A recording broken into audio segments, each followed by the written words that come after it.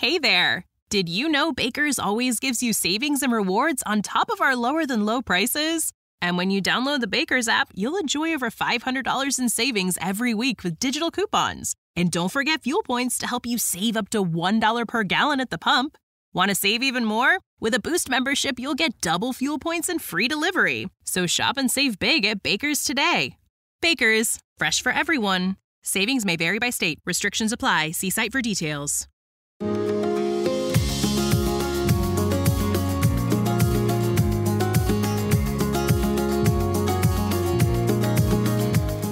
Hi, reader. I'm Cindy Burnett. Welcome to my award-winning podcast, Thoughts from a Page, which is a member of the Evergreen Podcasts Network.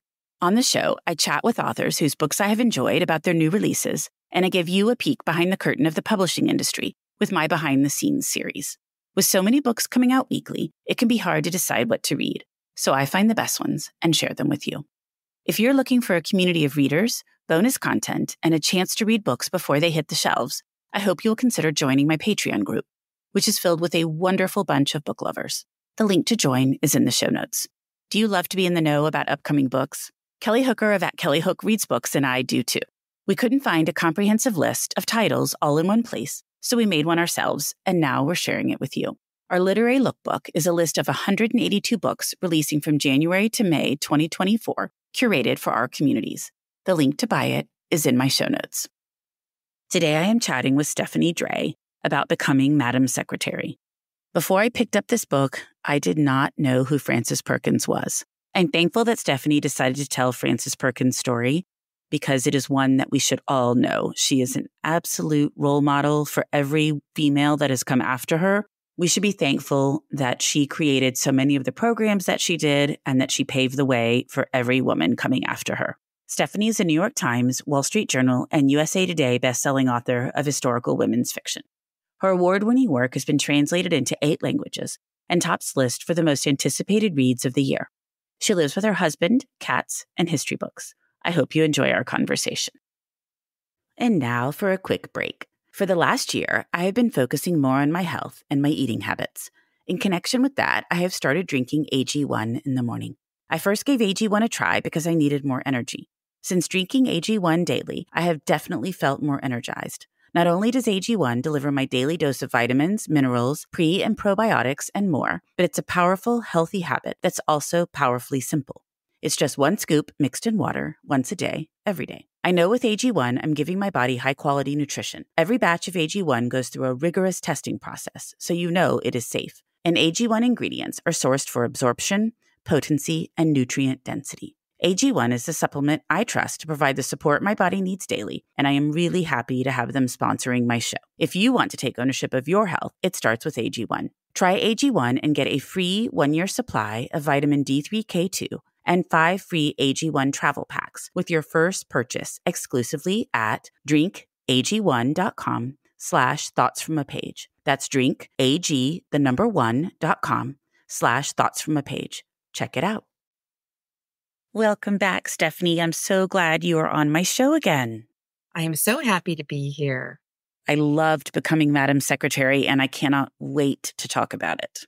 Yay! I'm so glad. Frances Perkins is just an absolutely fascinating woman. I can't even imagine what it was like trying to research her and then write this book. Well, it was challenging, partially because I started at the height of the pandemic. So I could not go to the locations that I would normally visit to, see where she lived. And it was a long time before I was able to get papers from her collection at Columbia University. However, thanks to the miracle of the internet and the kind folks over at Columbia University, they have actually digitized something like 5,000 pages of her oral history. So I was able to delve into that and get a really good picture of the kind of woman that she was. And that was in addition to the biographies. There are several excellent biographies out there about Frances Perkins. Well, I can't wait to hear more about your research. But before we do that, would you just give me a quick synopsis of Becoming Madam Secretary for those that haven't read it yet? Oh, yes, I would be happy to. So this is a book about our very first female cabinet member, Frances Perkins. She was Franklin Delano Roosevelt's Secretary of Labor, and she was much more than that. I believe she was the most important woman in American history, and I believe that when people read this book, they will find out why. She was the mother of Social Security. She was the architect of much of the New Deal, and she was just a fabulous ceiling-smashing powerhouse with a parasol and a plan to save the nation. I just loved her. It was so fascinating to read about her, as I mentioned. How did you learn about her in the first place? And then how did you become fascinated enough or interested enough to write about her? I'm so glad that you asked this question, and there's a little bit of background behind this. I think I'm going to start with talking about my family. Now, unlike the heroine of this novel, my ancestry does not go back to the Revolutionary War. My ancestors are all relatively new immigrants to the American experiment. They fled persecution and poverty in Europe. And so when they talked about a revolution, the one that meant the most to them was the New Deal. My grandparents all lived through the Great Depression, and they told many stories, some funny, some harrowing, some tragic. They talked about foraging for mushrooms and eating frogs to survive. And they also talked about my great uncle, who, as I think he was 16, and he decided that his grandmother was freezing to death. So he needed to get some coal. So he tried to steal some from a passing train, and he was killed in the attempt. So they really suffered, and they always credited FDR with the survival of our family. And FDR really took on sort of a mythic proportion in their stories. He was not only their savior during the Great Depression, but he was also the commander-in-chief of my grandfathers, both of whom enlisted directly after Pearl Harbor. And he was an inspiration too, because my father, when he contracted polio as a child, my grandmother was able to cling to the fact that FDR had been struck by polio. And if he could be president, well, then gosh darn it, her son could do anything too. So I always heard about FDR. I never heard about the woman behind all of these programs that changed my family's lives, allowed them to survive and thrive, and gave them a decent retirement. It really wasn't until I was researching for a different book with my very good friend and co-author, Laura Camoy. We were looking into the Triangle Shirtwaist Fire. And that's when I discovered Frances Perkins as a young woman. Now, normally we see her in pictures late in life when she's a bit frumpy. I mean, she's an older lady by the time she is Secretary of Labor, and she purposefully cultivates this frumpy look. But she was once a stylish young firecracker, and I just got so curious about her. And when I realized that we had Frances to thank for so much in our lives, not just in the lives of immigrant families, but in the lives of all Americans, even today, I was astonished. And I just thought there should be a street or a park named after her in every town in America. So I had to bring her story to life. So you're now going to travel the U.S. saying, okay, which street's going to be named Frances Perkins here? Absolutely. I am ready for ribbon cutting whenever anybody wants me there. Exactly. You could pass your book out and say, read this story and I'll be back for the street naming. That's right. Well, it's so interesting. And I think you have definitely been doing this as well as plenty of other historical fiction writers. But there are so many women whose stories aren't known, just like hers. You know the story about FDR, but no one knows Frances Perkins. And that plays out over and over again, different time periods, different places. So I'm very glad that you and others are taking it on as a mission to get these women's stories out there.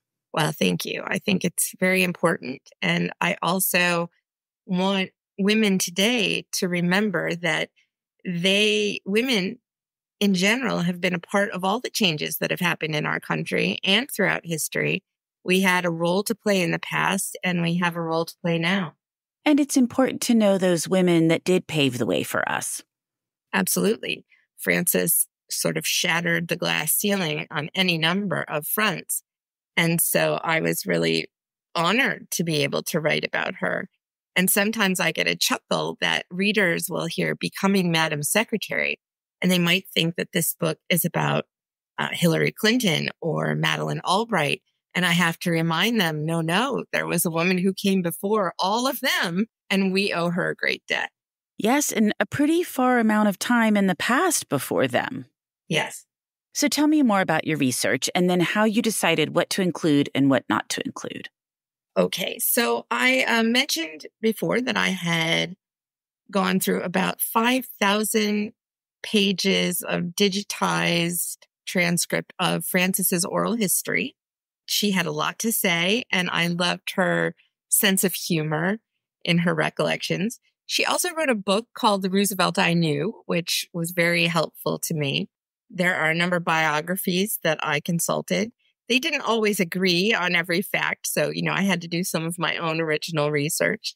But the most exciting thing for me in this book, in terms of research, is that this is the first time out of all the heroines that I have tackled that I had the opportunity to actually see video footage of her and actually hear transcripts of her voice. There are some that have survived, and it was astonishing. She has a very sort of New England accent, and it was just a delight to have that in my head as I was writing.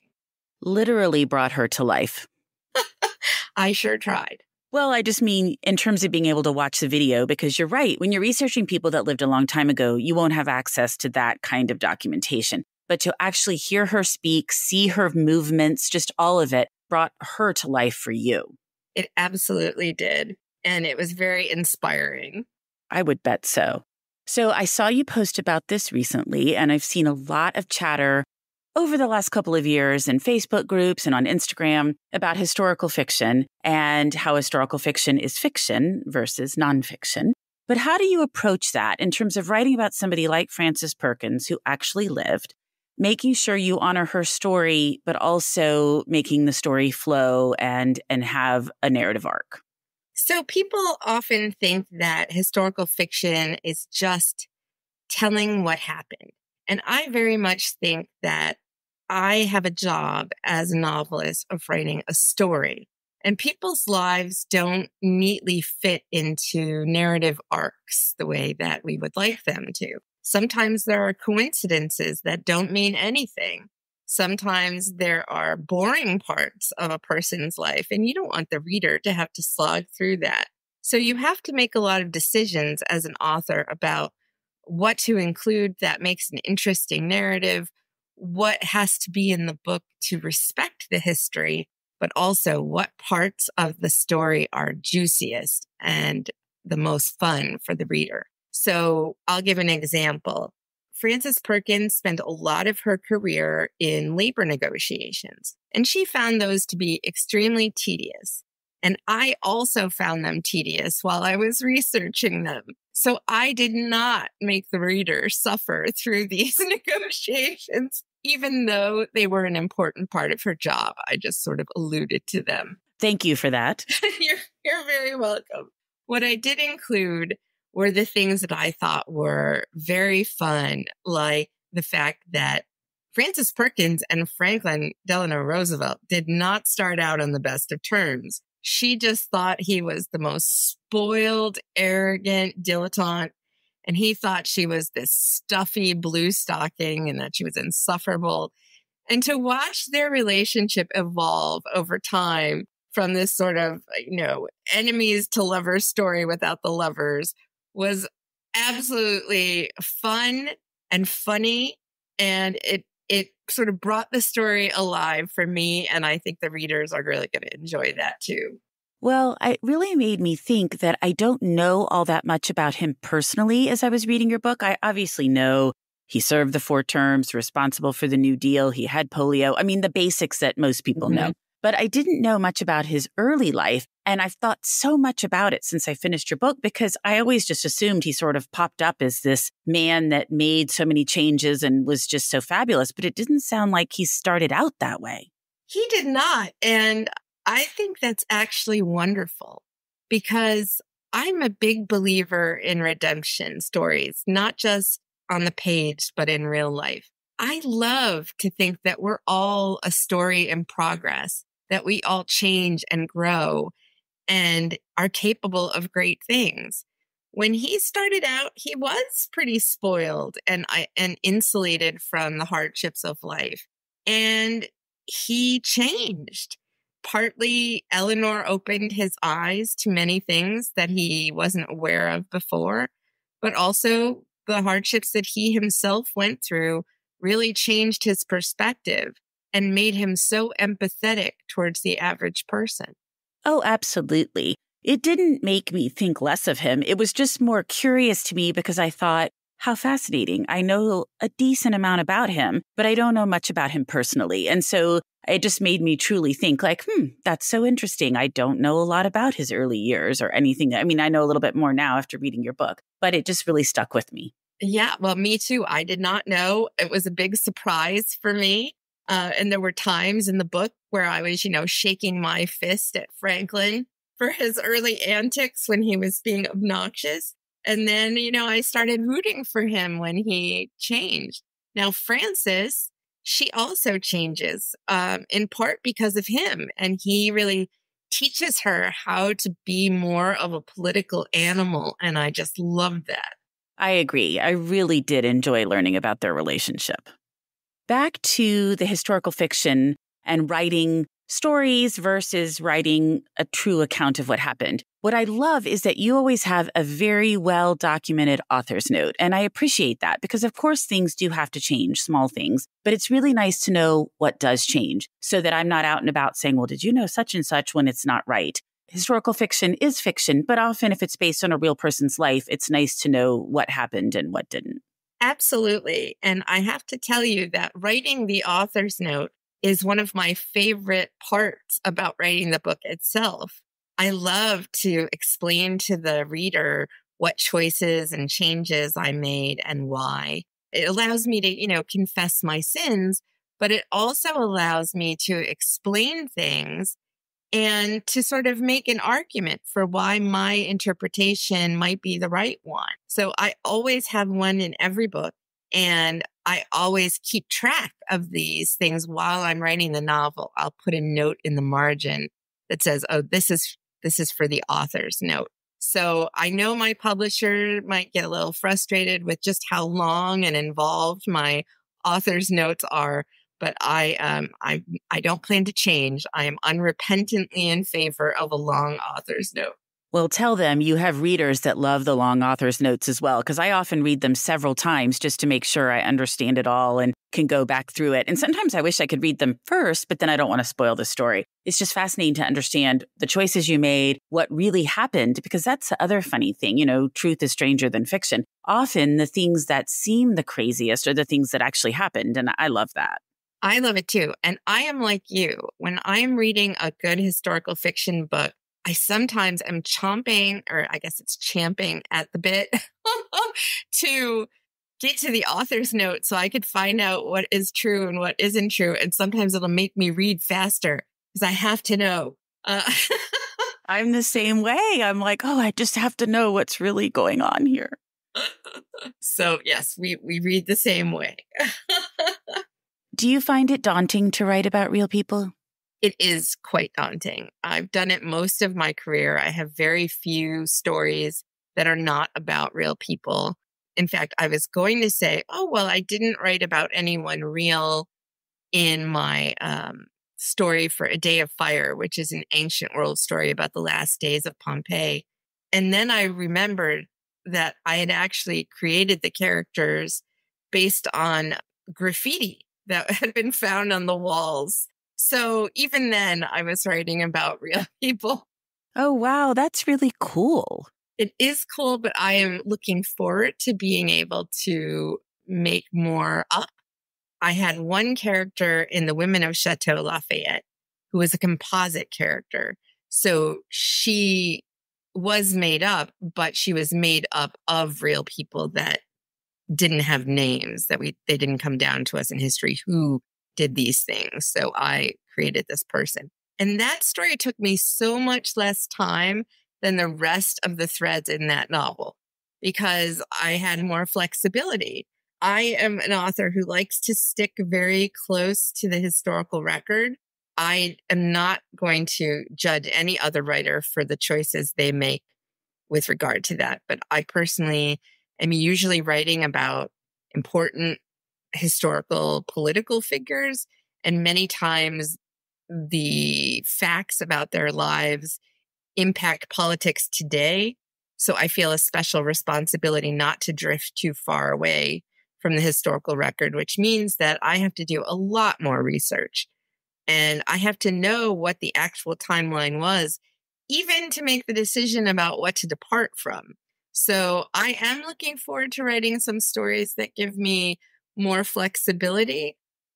So is that a subtle way of saying your next book is not going to be based on a real person?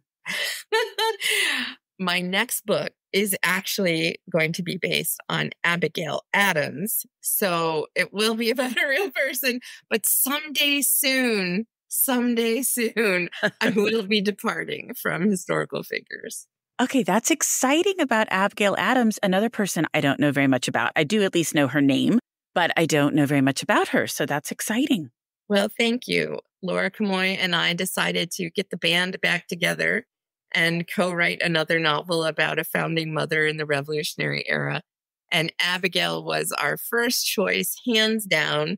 So we cannot wait to introduce readers to her story. That sounds amazing.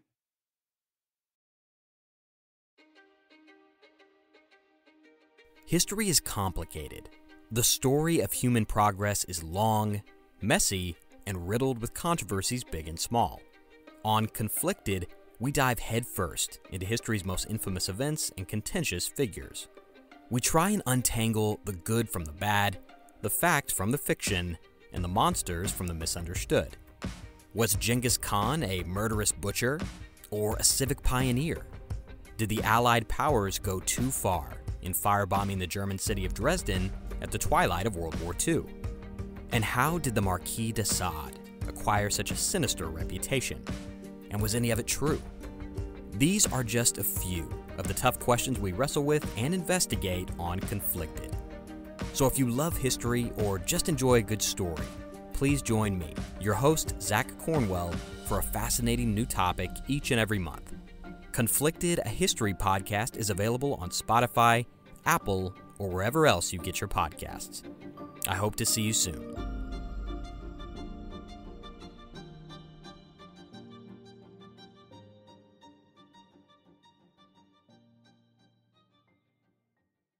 I'm Ken Harbaugh, host of Burn the Boats from Evergreen Podcasts. I interview political leaders and influencers, folks like award-winning journalist Soledad O'Brien and conservative columnist Bill Kristol, about the choices they confront when failure is not an option.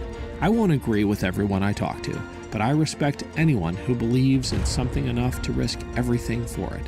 Because history belongs to those willing to burn the boats. Episodes are out every other week wherever you get your podcasts.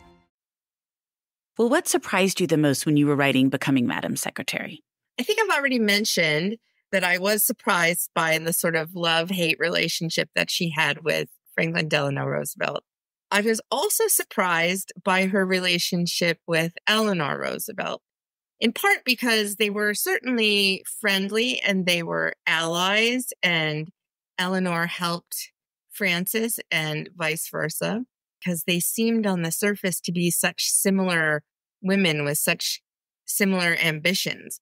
But what I learned is that Francis was a very buttoned up New Englander, and Eleanor was what we might call today maybe an oversharer. And so the two of them would often spend time together, and Eleanor would pour her heart out to Francis in ways that made her very uncomfortable, and she didn't know what to do because, of course, she's talking to her boss's wife. So she can't really, commiserate about Eleanor's complaints about Franklin. So that was sort of surprising and fun for me to write. And it was fun to read. And now that you're saying that, it's reminding me about some of those portions of the book. Well, and we haven't talked at all about her husband. Right. And that was sad. I really felt, obviously, for him, but I really felt for her as well. Yes. For those who don't know, Frances Perkins was actually Mrs. Paul Caldwell Wilson. She married a wonderfully brilliant man who was her equal in every way.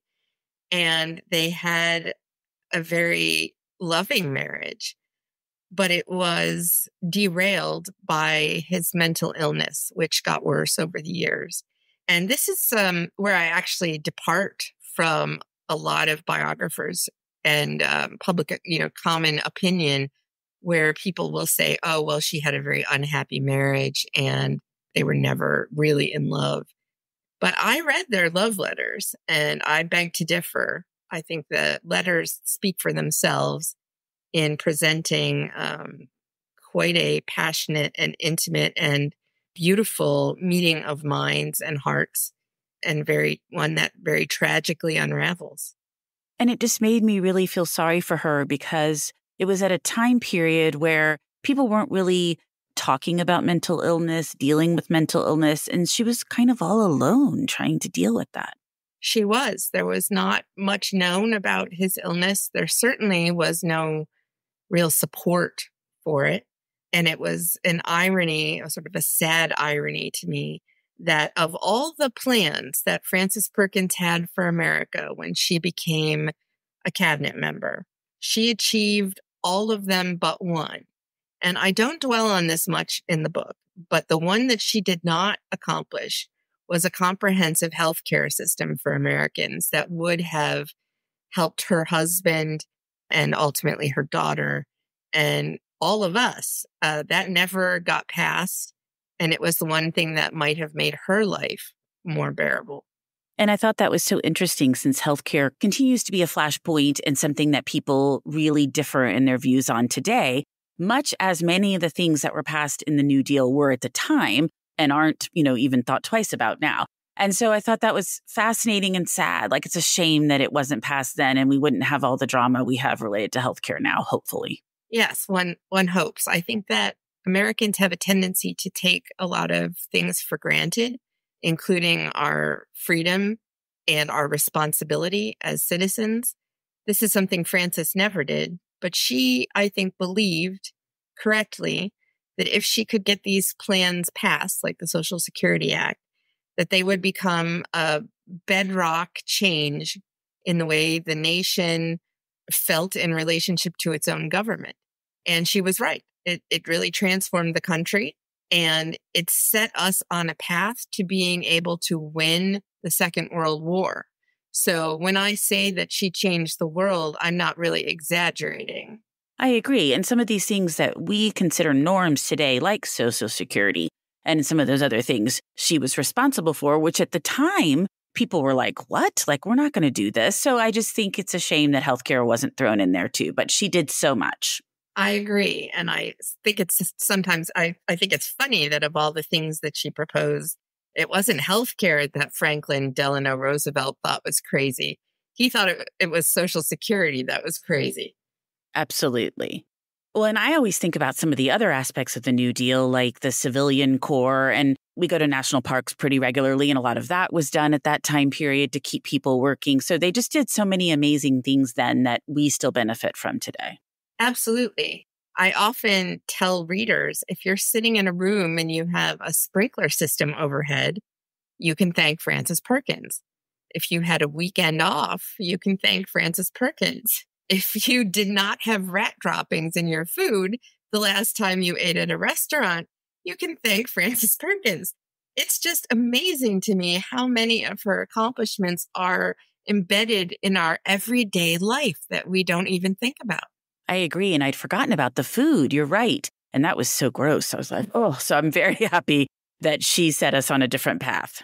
I agree. When I was reading about her research, I was, my stomach isn't very strong. So I was having some difficulty.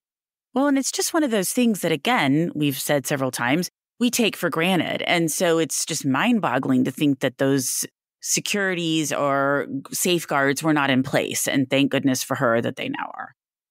Yes. And I don't want readers to get the impression that this book is all about politics, because it isn't.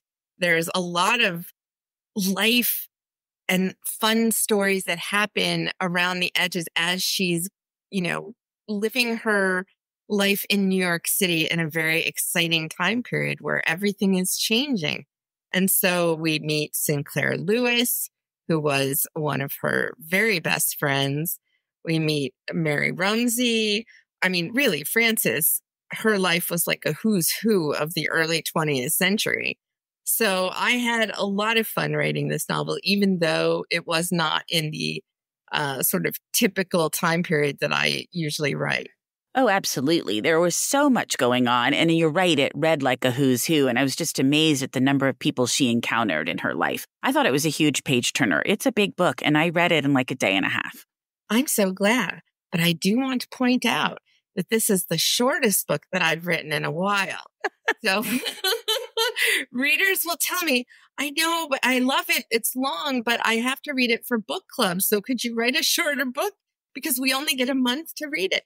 So I want readers to know that I did indeed write a shorter book this time. And it only has one storyline and pretty straightforward. So I think our book club people are going to be grateful and happy. Okay, that's funny. Well, let's talk a little bit about the book itself, the title and the cover. Okay. Tell me how the title came about, and then tell me about the cover. Okay, so the title came about because we definitely wanted Madam Secretary in the title, as we thought this was really the essence of who we're talking about. She was our very first Madam Secretary. However, there was a lot of debate over this because we were nervous that readers might confuse the book with, there's a television show called Madam Secretary, and I think Madeleine Albright's biography is called Madam Secretary. And I didn't want people thinking this was about Hillary Clinton or that this was a sort of modern story. And so because I was nervous about that, we went back and forth with a million different titles. I had hundreds of them. And I mean, I think that we even got, the AI robots on the task to see if they could come up with anything better. And the answer was no. The best titles would still have Madam Secretary in it. But we thought about, sort of the arc of the story, and it's really how she became our first secretary and what she internalized that allowed her to be comfortable in the role, because she really wasn't, not at first, and she really wanted to resign. So it's amusing and sort of sad that she wanted to resign so badly, but we're all very lucky that she stayed on for all 4 terms.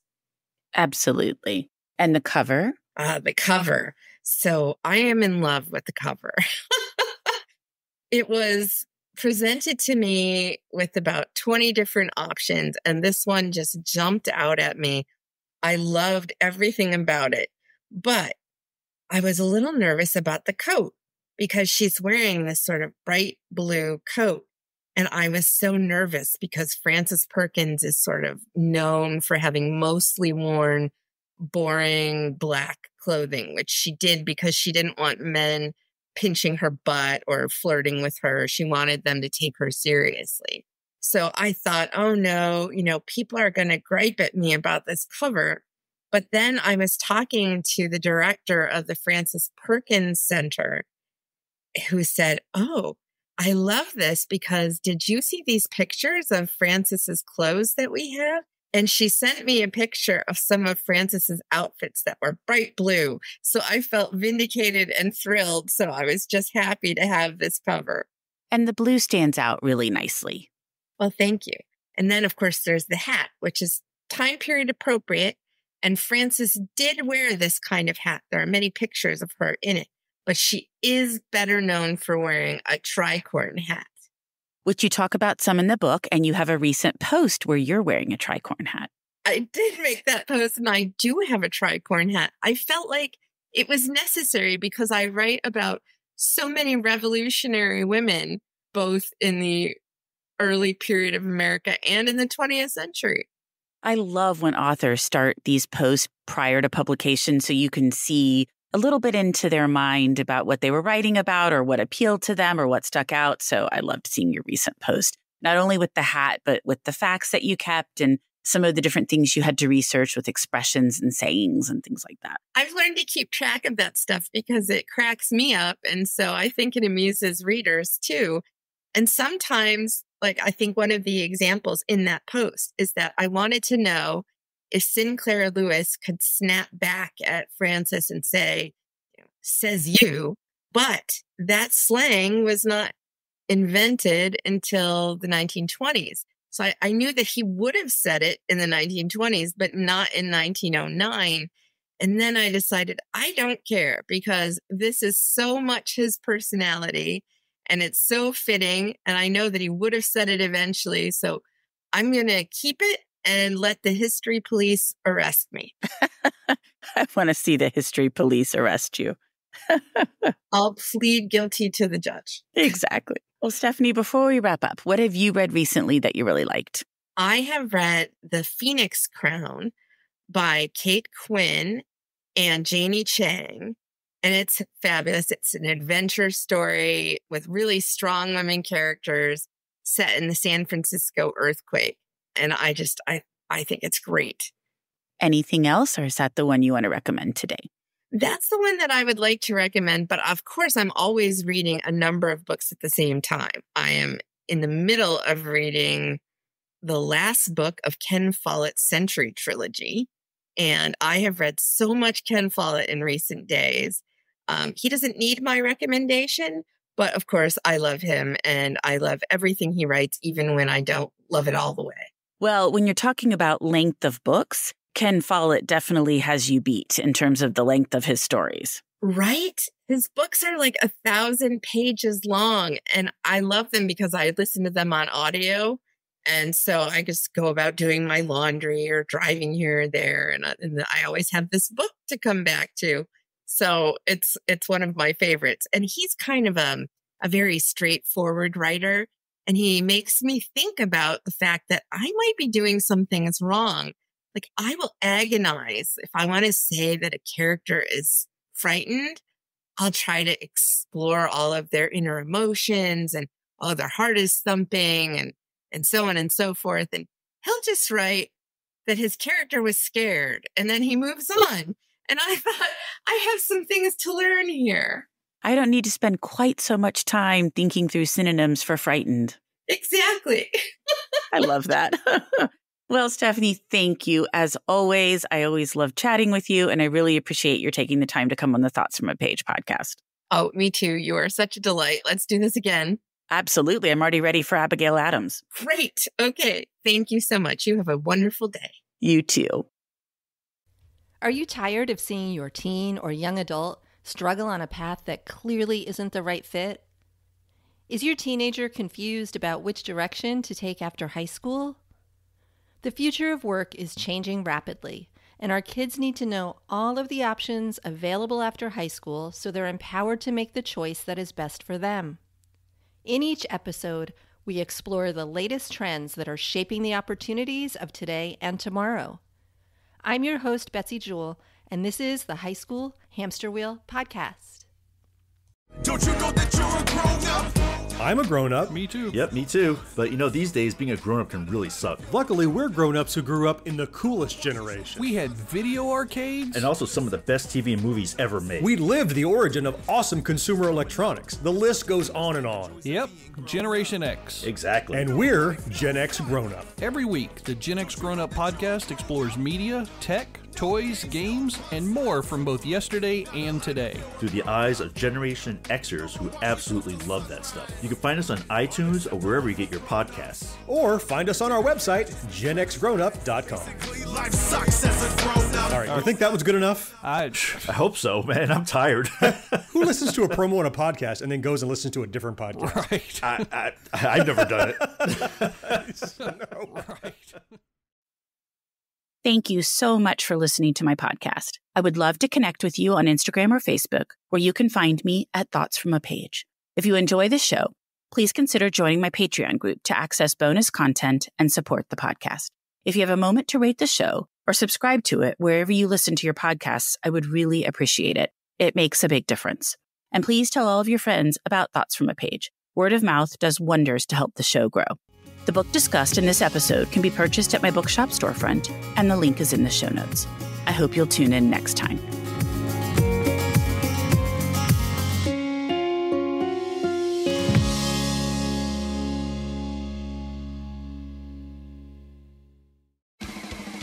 Science, science, science! Science, science! Hello, podcast fans. Want to get weird with us? Come check out the Mad Scientist Podcast. We're a weekly show that looks at the history, philosophy, and hard facts behind your biggest paranormal questions. Did the government really pay for a psychic spy program? Yes! Is it true that surgery got its start in grave robbing? Yes! Can a roller coaster really kill you? Legally, we can't say so for sure, but sometimes, yes! Join myself, Chris Cogswell, and my co-host, Marie Mayhew, as we examine the science, philosophy, and history behind the strange and unusual. All to discover what's possible and plausible versus what's, well, just made up. Check us out wherever you find your favorite podcasts. The Mad Scientist Podcast. You've got questions, we've got answers. Business leadership, ownership, and sales can be challenging. Tune into the Accelerate Your Business Growth podcast to learn from the world's experts. Join me, your host, Diane Helbig, as I chat with people who have expertise in various areas of business. You'll enjoy the lively conversations that are focused on providing you with the ideas, tips, and suggestions you need to realize greater success. Get what you need for your business when you need it from the people who have the answers. Accelerate Your Business Growth is part of the Evergreen Podcast Network and is available on Apple, Spotify, or wherever you listen to your favorite podcasts.